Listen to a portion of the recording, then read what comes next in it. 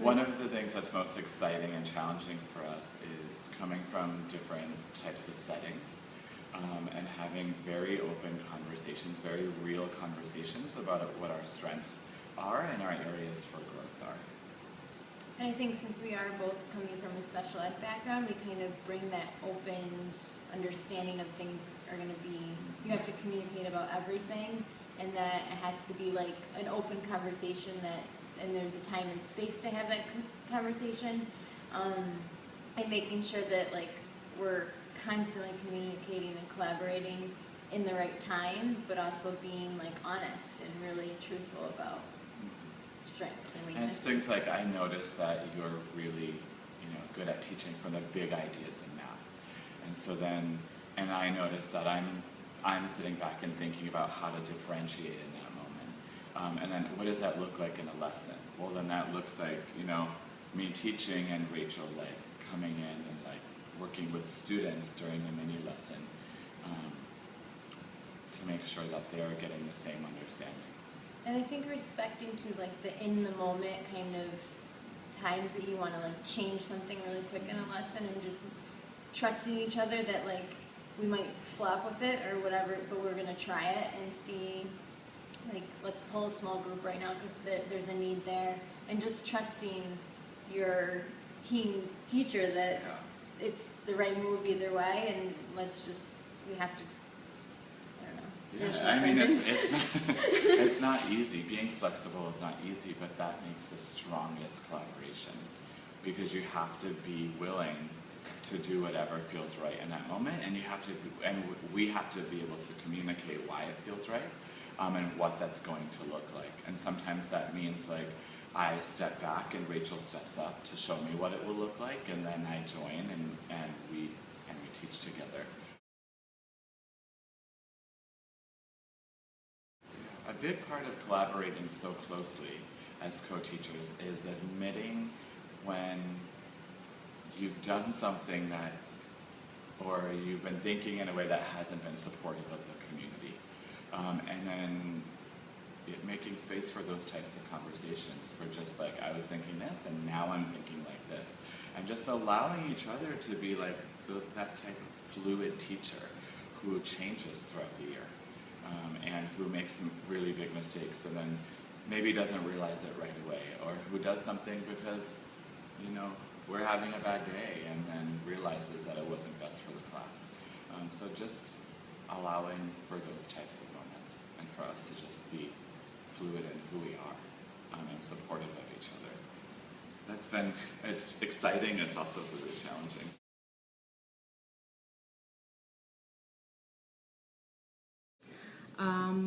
One of my most memorable collaborations was with a paraprofessional this year, only because while pulling out the kids to my room to provide speech and language services, it is important. What I care about is the carryover into their natural environment, and that paraprofessional helped me achieve that.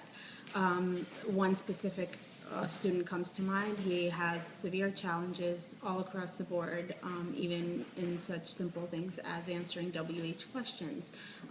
We collaborated with the paraprofessional. I gave him the specific questions. I gave him several approaches on how to target that in his daily communication skills, and he would target those areas with him during activities of daily living, which was great because it promoted a carryover, and now this is a skill that student can take on for the rest of his life and use in his daily environment, even in his home.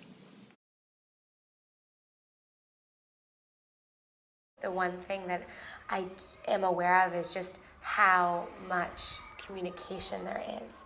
And don't assume that the way someone would handle something is the exact same way that you would. Over 3 years, Danielle and I have melded, so I feel like we are very sync in our expectations. But that came out of lots of conversations around communicating. Mm-hmm. And how do you see this happening? Oh, I saw that differently. Can you tell me more about that? Like, that's Danielle's best phrase. That's something I learned from her. Like, how do you say, I have no idea what you're talking about, but I do want you to feel supported. Can you please tell me more about that? let me investigate that a little bit more. And it just opens the air for this, non-aggressive dialogue. Like, I'm disagreeing, but I would love to know more about that, and maybe you can change my mind on that. Because you do need to be a united front at all times. Just definitely to echo that. I mean, I was coming from a lot of experiences of me being the lead teacher and having assistants working in the room, or having student teachers, or sometimes it was like a 3-ring circus with a whole bunch of people in the room. And it was really important to know that we're both there for the kids, we're both there for the same purpose, and to be able to say to myself constantly, trust that she knows what she's doing too. So there's probably a reason why. I've learned so much by watching Melanie teach. She brings so much to it. Sorry. You are so sweet. I love you. Just to be able to trust that, Sarah and Allie make such good choices, and they see in the person that they pair you with something that really complements you. And that's really powerful in a classroom. No, it's a powerful thing. We do what we love, It's a labor of love, too. Yeah, and it's a lot of work, and that's the thing.